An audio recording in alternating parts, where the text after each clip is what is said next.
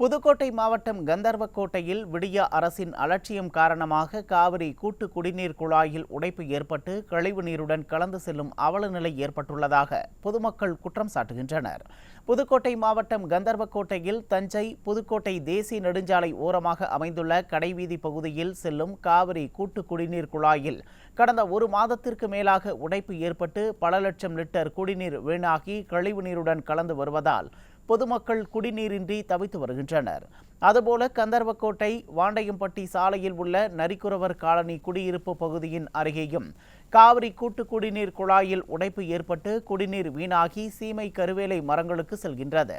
இதுகுறித்து காவிரி கூட்டு குடிநீர் துறை சார்ந்த அதிகாரிகளுக்கு பலமுறை கோரிக்கை வைத்தும் எந்தவொரு நடவடிக்கையும் எடுக்கப்படவில்லை என பொதுமக்கள் புகார் தெரிவிக்கின்றனர்.